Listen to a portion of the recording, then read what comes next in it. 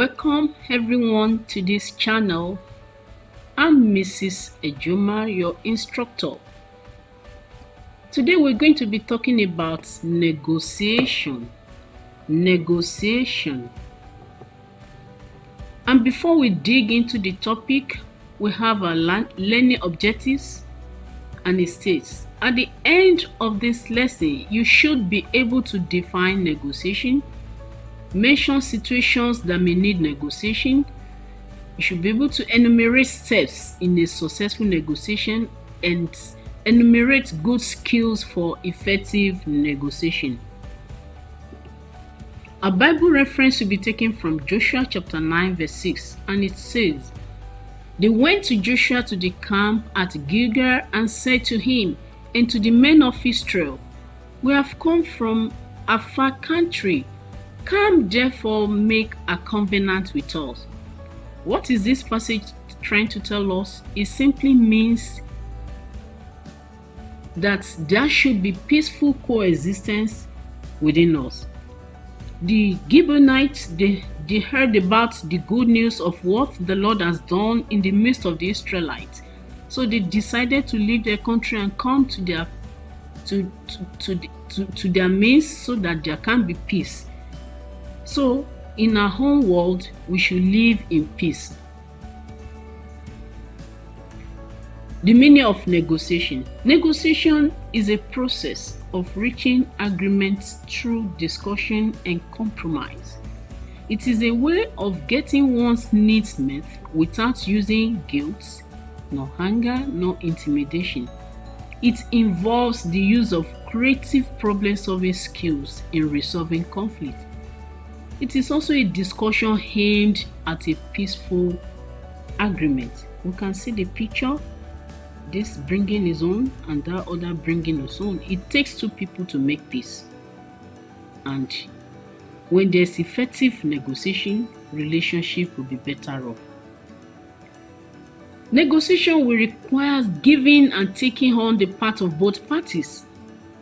People need to negotiate in many situations, like deciding to choose one's best friend. Are you a student in the school? You decide which best friend you want to choose. You negotiate.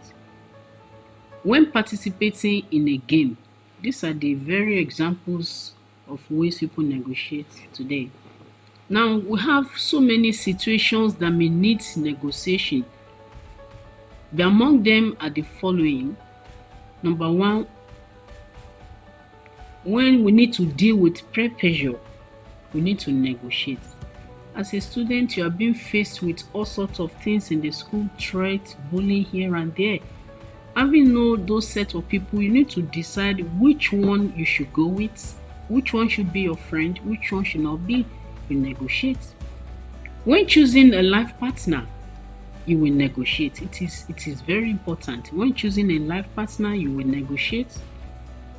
When participating in team games, you will negotiate which of the games that will favor you, which one will build you up, which one will not help you, which one will add value to your life. You choose. In a situation where number of children we need to negotiate. We need to negotiate when it comes to knowing the number of children to have in the family. Husband and wife need to negotiate the number of children they need to have in the family, maybe 2 children, 3 children, 2 boys and a girl. Negotiation is very, very important in a relationship. To decide on the use of hard drug or alcohol. Of course, you need to know which way you should go. On the decision to join club or cult. Everyone knows the consequence of belonging to a cult group. Of course, you will need to decide whether you should join or not to join. And finally, to choose a career. Negotiation is very important. It will help you to choose which career you should go for, to be a lawyer, to be a doctor, to be a pharmacist, or to be a teacher like me. We have various steps in a successful negotiation. Negotiation is helpful in conflict resolution. Each party ensures a win-no-win situation. What do you mean by that? Where everyone comes away happy. You are happy, I am happy. No one is going back home in a sad mood. A no-win situation also means lose-lose situation. It's a situation where a person has choices, but no choice leads to a net gain. For example, if an executioner offers the condemned the choice of death by being hanged or being shot or being poisoned, you see, all choices leads to death. Either he is hanged or shot or poisoned. The person will still die. The condemned is a no-win situation. The following are the steps to take in negotiation. Number one, state your position using I statements. Say what you want or what you need. You should be able to express yourself. This is what I want. This is what I don't want. That's the first step. Number two, listen to the other person's position or point. You should be a good listener. You listen to your partner, what he or she is saying.